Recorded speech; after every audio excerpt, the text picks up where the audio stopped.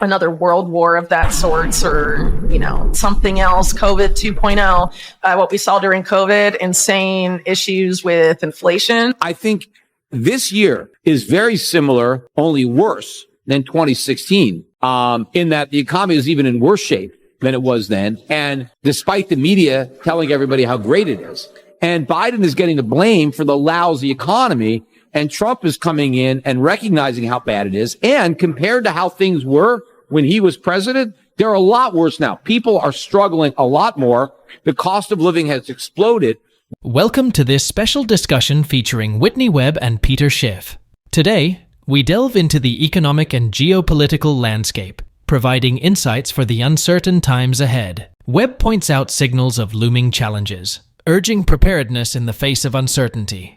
Schiff reflects on Trump's past victory and exposes the disparity between media narratives and economic realities. Join us as we navigate global dynamics with Webb and Schiff. Let's get started. I think Trump's going to win. And so far, my track record is pretty good because I thought he was going to win in 2016 and I thought he was going to lose in 2020. So the reason I thought he was going to win in 2016 was because he tapped into a vein that I knew was sensitive.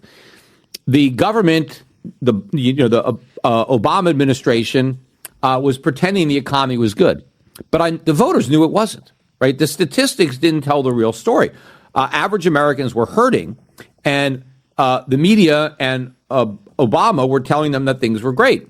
Trump came out and said, "I feel your pain," kind of like Clinton did initially on the economy stupid. But he identified, even though he's rich, he identified with the common man in their plight.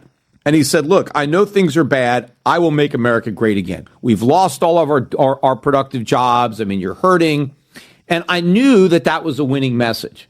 And he was able to beat Hillary Clinton, who was basically 4 more years, the establishment, the status quo. So I thought that Trump would be able to win, given the real nature of the economy, because people back then were saying there's a disconnect. Why do the voters not realize how good the economy is? It's because the economy isn't good, and the statistics are the disconnect, not the voters. Well, by 2020, Trump really hadn't delivered on his promises. He'd been in office for 4 years, and despite all the hype about how it was a booming economy, it really didn't improve. We continued to run big deficits, and inflation was there, and so we didn't have as big a move. But he actually might have won. It's just, who knows if he actually won or lost that election. But the way the votes ended up, the way they got counted, he lost.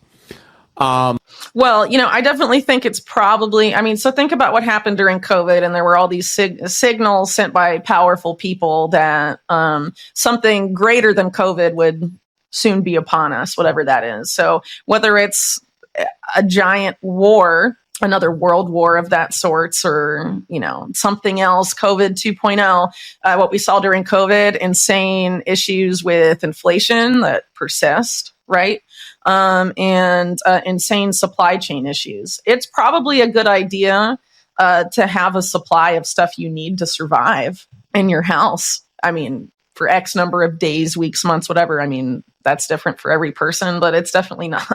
It's definitely not a bad idea. And I don't think it's a tinfoil hat thing to say like, oh, I'd like to be able to feed my family if they close all the grocery store. We sort of saw with COVID, like how insane it was. I live in Chile and in South America. And there, when COVID started, there was some insane stuff there where you had to like show papers to get into grocery stores and stuff for a time. Like that could come back, it's not as crazy now as it might've been like 4 or 5 years ago to talk about that stuff. And there's nothing wrong with being prepared. There's probably something more wrong with being not prepared at all, But I think this year is very similar, only worse than 2016, in that the economy is even in worse shape than it was then. And despite the media telling everybody how great it is and trying to wonder why it's not reflected in the polls. And in fact, not only is Biden the least popular president in history ever since they started doing these polls, but where he scores the lowest is on the economy. So if the economy is really so good, why does he score so low? Because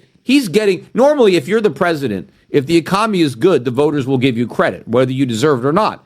But if it's bad, they blame it on you.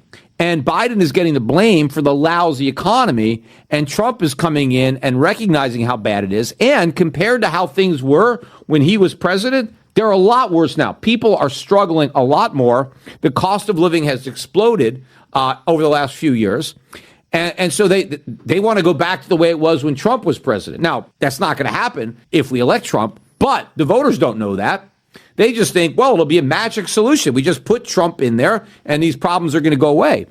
And I mean, they're not, but at least that's what the voters are going to hope. Because the one thing they're not going to want to do is vote to continue what we got, because what we got is awful. And so they're going to vote for change. They're going to want to throw the bums out. And the leader, the head of the bums, is Biden. Yeah, well, I mean, it obviously depends on the thing you're talking about.